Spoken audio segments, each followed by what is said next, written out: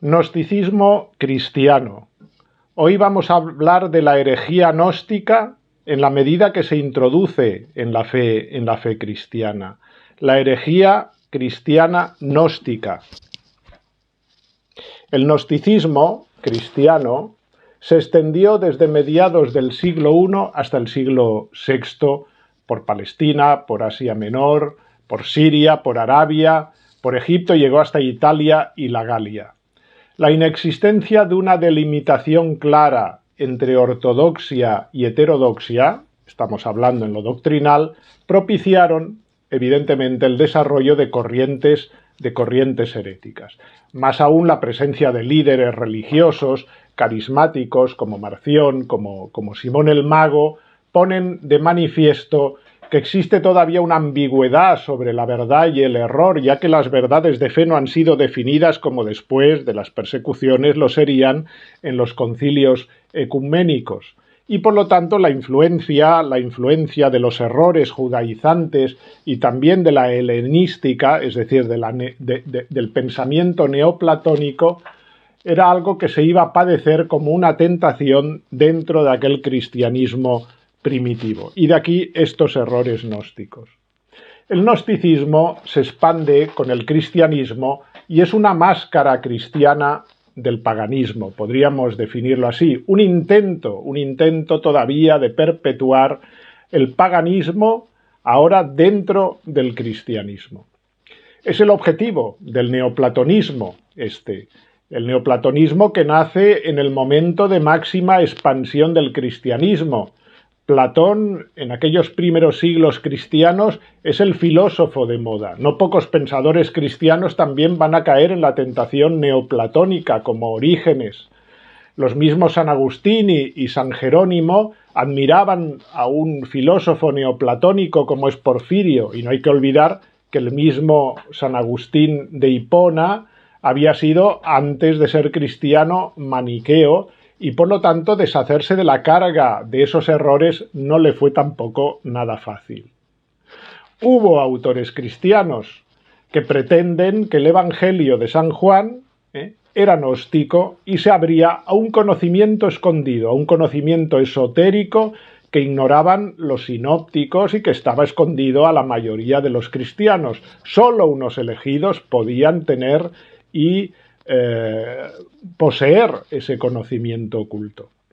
San Pablo tendrá que luchar desde el principio contra la gnosis judía y también contra la pagana.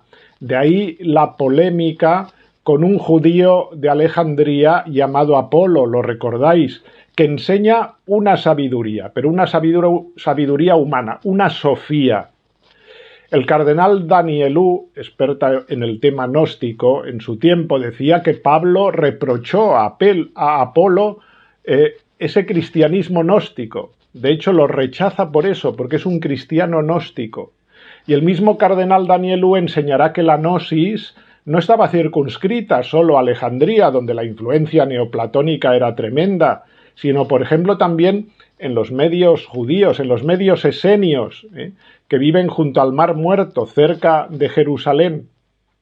La diferencia entre los esenios y los cristianos son importantes, apunta Danielou.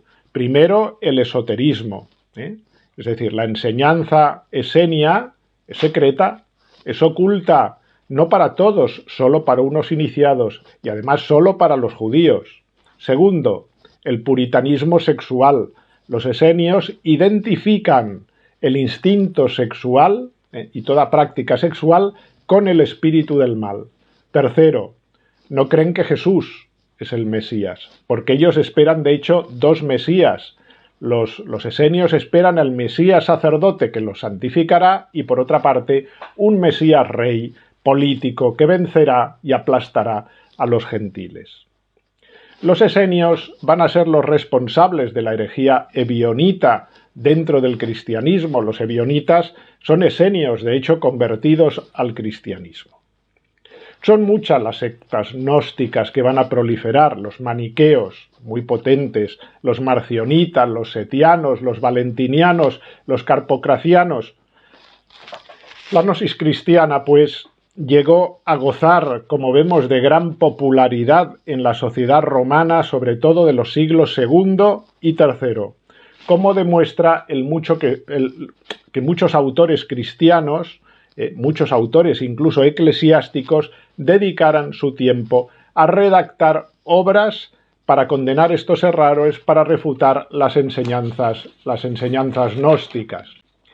Los grupos gnósticos consideraban que eran, por lo tanto, los auténticos portadores de las enseñanzas de Cristo, contribuyendo de esta forma a la verdadera Iglesia. La Iglesia del siglo II estaba amenazada por esta gnosis, que afirmaba, por lo tanto, que la fe enseñada por la Iglesia no era más que un simbolismo para sencillos, como unas parábolas que se le explica a la gente vulgar, que no pueden comprender la verdad plena, las cosas difíciles. Por el contrario, estos iniciados, los gnósticos, guardaban el secreto de lo que se ocultaba detrás de esos símbolos que se le daba a la pobre gente. Y así, estos cristianos gnósticos formaban la élite intelectualista del verdadero cristianismo. Se trataba, por lo tanto, de una doctrina esotérica elitista, según la cual los iniciados no se salvaban por la fe en el perdón, gracias al sacrificio de Cristo. No, se salvaban mediante la gnosis, mediante el propio conocimiento introspectivo de lo divino, que es un conocimiento superior a la fe. Era un pelagianismo. Los gnósticos concebían la existencia de una divinidad suprema que sólo puede ser caracterizada por medio de sus rasgos negativos. A Dios solo se le puede conocer por una definición negativa. Él es incognoscible, impersonal, indefinible. Además, no hay revelación para que nos manifieste cómo es, con lo cual no sabemos nada de Dios. Para explicar el mal en el mundo, afirmaban, como dijimos cuando hablábamos de la doctrina, que junto al Dios bueno existía un principio negativo. Este principio negativo había producido las cosas materiales, la materia. Por eso la materia era mala.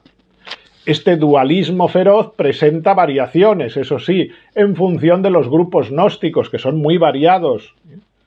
En unas pocas sectas se habla de dos principios opuestos, el bien y el mal, la luz y las tinieblas.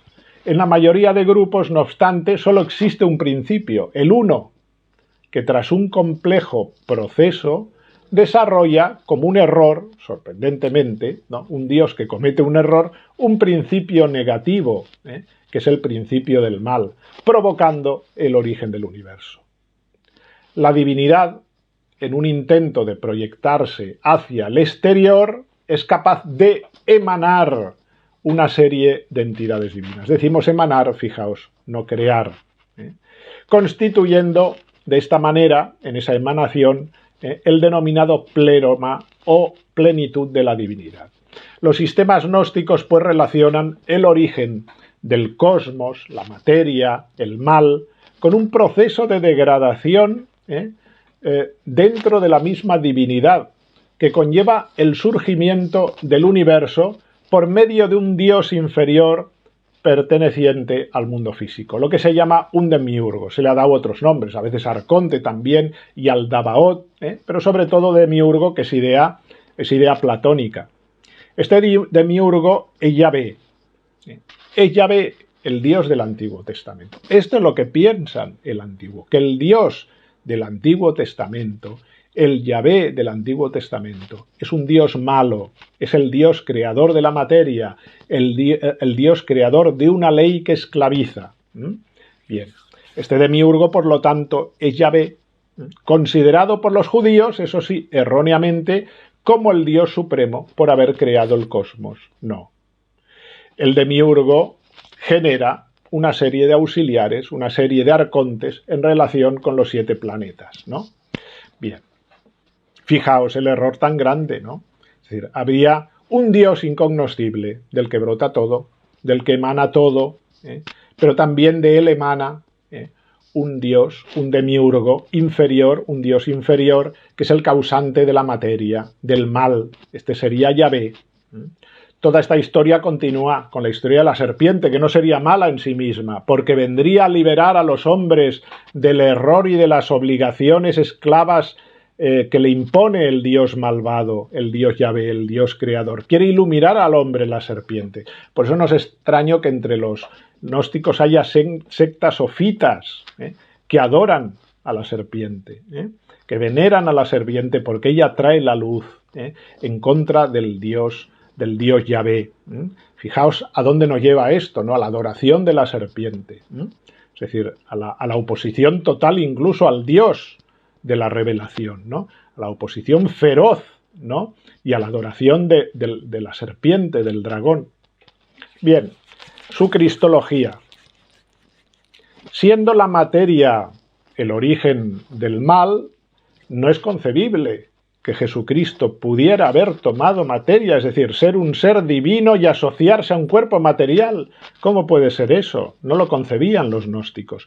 Por eso surge la doctrina del cuerpo aparente de Cristo, según la cual la divinidad no puede venir en carne, sino que vino en espíritu, eso sí, mostrando a los hombres un cuerpo aparentemente material. Esto es el error que se ha llamado la herejía docetista. Otras corrientes sostenían que Jesucristo fue un hombre más, adoptado simplemente por una fuerza divina, adopcionismo, otro error. Otras doctrinas afirmaban que la verdadera misión de Cristo era transmitir el principio del autoconocimiento, simplemente eso. Jesús venía a enseñarnos cómo hacer este esfuerzo de introspección, de autoconocimiento, que permita al alma salvarse por sí misma, eso sí, y liberarse de la materia. Esto es lo que pretendían los gnósticos. ¿Qué conclusiones éticas se desprenden de esta doctrina? Primero, la concepción peyorativa de la materia, que es propia de los gnósticos, que le lleva a afirmar que era necesario el castigo del cuerpo para que a través del padecimiento de la carne se contribuyese a la liberación del espíritu encerrado en esa cárcel del cuerpo. Todo esto, como vemos, es muy platónico, mejor dicho, muy neoplatónico. Pero otras corrientes afirmaban que siendo la salvación dependiente únicamente de la iluminación del alma, el comportamiento del cuerpo era irrelevante y por lo tanto se liberaban, decían ellos, se liberaban de toda atadura moral, dándose a toda clase de excesos y perversiones. Vemos los dos extremos, los que exigían, por decirlo así, un padecimiento y una mortificación de la carne estricto y que sobrepasaba cualquier límite de prudencia y de coherencia, hasta los que consideraban que como el cuerpo era malvado y desechable, uno se podía dar a todos los excesos sin que eso afectase de ninguna manera a su espíritu. Fijaos a los errores tan diversos que llevaba la concepción gnóstica. Otras enseñanzas reprobaban la multiplicación de la materia. Claro, si la materia es mala, así la procreación es un acto condenable. También existían corrientes que, al igual que el neoplatonismo y las filosofías orientales, creían en el retorno cíclico de las almas a la prisión de la materia a través de la reencarnación. Esto nos suena mucho. Errores antiquísimos que hemos recuperado. El iniciado igualmente buscaba romper este ciclo de reencarnaciones a través de la gnosis, del conocimiento, a través de la iluminación, como se suele en las tradiciones orientales que viven y beben de los mismos errores. El historiador de las religiones, Henry Charles Puig, dice: la gnosis es una experiencia o se refiere a una eventual experiencia interior, solo interior, por la que un estado de iluminación que es regeneración y divinización, en el cual el hombre se restablece en su verdad, se recuerda y toma conciencia de sí mismo, es decir, al mismo tiempo de su naturaleza y de sus orígenes auténticos. Por esto se conoce y reconoce en Dios, conoce a Dios y se muestra a sí mismo como emanado de Dios y ajeno al mundo. adquiriendo de este modo, con la posesión de su mismidad y de su condición verdadera, la explicación de su destino y la certeza definitiva de su salvación, descubriéndose por derecho y por toda la eternidad como ser verdadero, dice este autor. Elemento destacable de la escatología gnóstica es el ascenso del espíritu tras la muerte, cuando ya se ha liberado, cuando se ha liberado del cuerpo. Y este ascenso es concebido como un viaje a través de las esferas planetarias. En el tránsito hacia el pléroma, el alma del gnóstico debe enfrentarse entonces a los arcontes que defienden las puertas de las 7 esferas planetarias, de los 7 palacios o planetas, y que exigen la palabra secreta que los verdaderos iniciados ya han recibido en su aprendizaje en la comunidad gnóstica, como parte de su esclarecimiento. En el coloquio internacional sobre los orígenes del gnosticismo, celebrado en la ciudad italiana de Messina en el año 1966, los investigadores allí reunidos consensuaron que el núcleo esencial de las doctrinas gnósticas del cristianismo primitivo eran la concepción de la presencia en el hombre de una chispa divina que proviene de lo divino, evidentemente, y que ha caído en este mundo regido por la fatalidad y la ley del nacimiento y de la muerte, y la necesidad de que esa chispa divina sea despertada por la parte divina del ser humano para poder ser reintegrada finalmente, este ascenso que hemos dicho, ¿no? Este ascenso pueda ser reintegrada en su estado primigenio, en el reino de lo divino, lugar de donde procede. En cuanto a la resurrección, como vemos, en esta doctrina gnóstica la resurrección solo sería espiritual. Para nada se contempla una resurrección de la carne, ya que el cuerpo material no es apto para resucitar. Es malo, hay que librarse de él, es la cárcel del alma. Vemos ese dualismo del que hablábamos cuando hablábamos de las doctrinas gnósticas. Respecto a las prácticas comunitarias gnósticas, existen diversas ceremonias o ritos que pretenden ser similares a los cristianos. Estas prácticas desempeñan un papel fundamental, ya que contribuyen, como decíamos, al ascenso del espíritu al pléroma.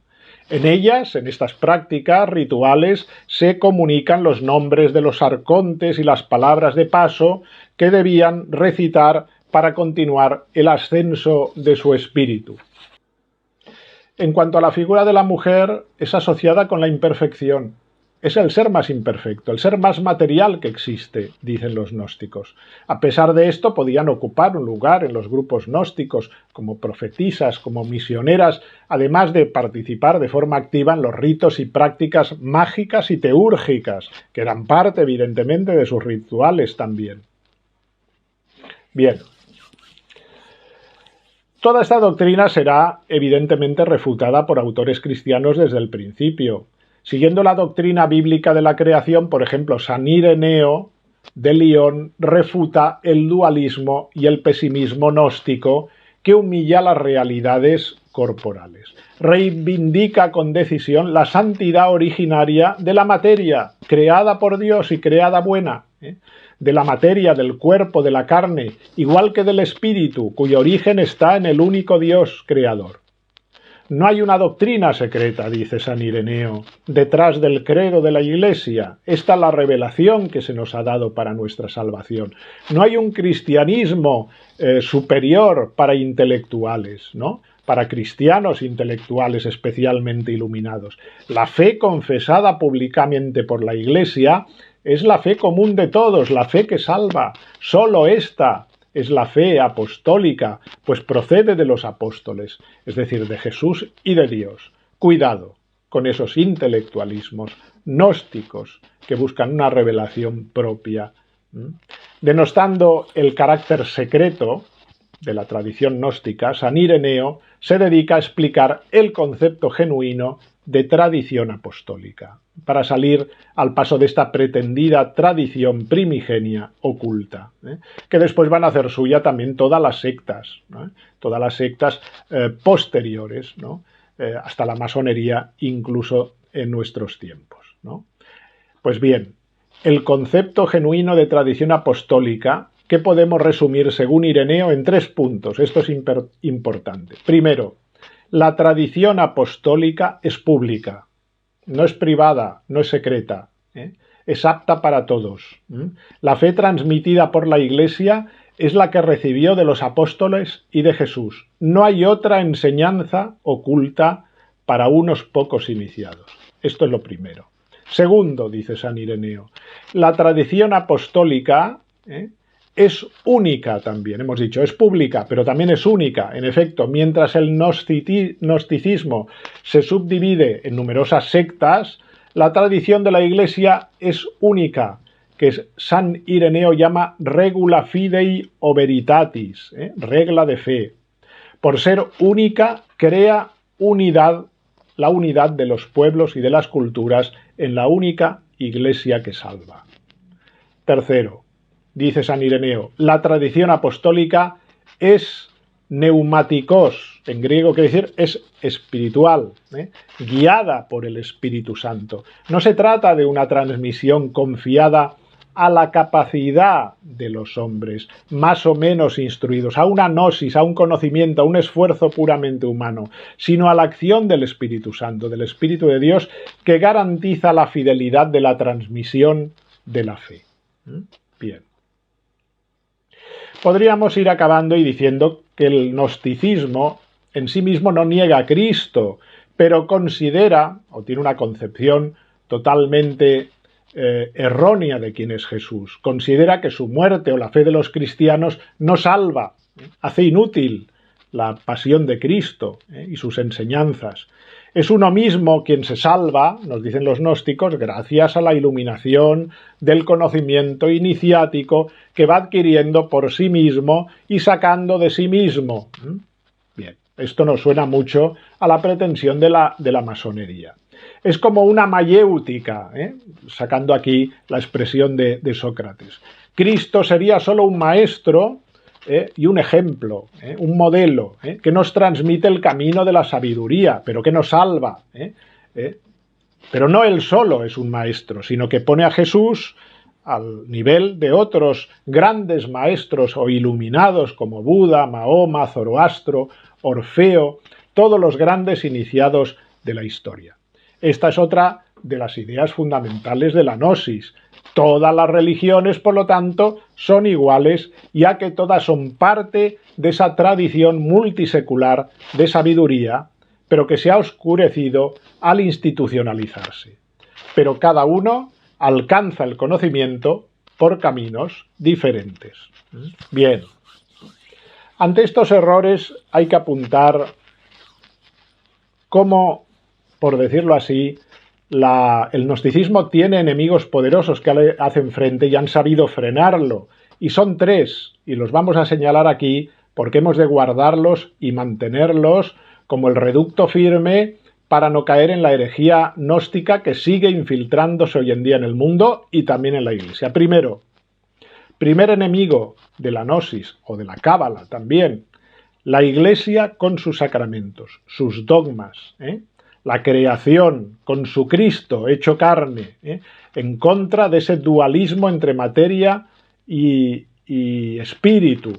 Por lo tanto, esa Iglesia que podríamos decir es una religión profundamente materialista porque asume la materia. Cristo se hace carne, Cristo se hace cosa en el pan. Los sacramentos es un materialismo cristiano, eso hace frente al espiritualismo gnóstico u orientalista de nuestros días. La Iglesia, con sus sacramentos, con sus dogmas.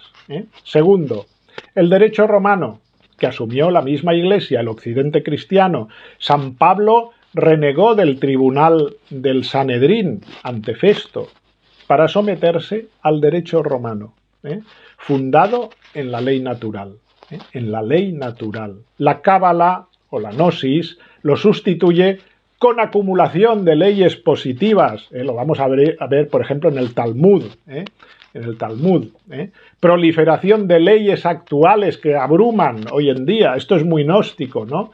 Esta proliferación de leyes hoy en día que quieren controlar toda la vida del hombre, ¿no? En nuestro actuar diario. Pues bien, no, ante eso, la ley natural. La ley natural. Tercero, la razón, es decir, el logos griego.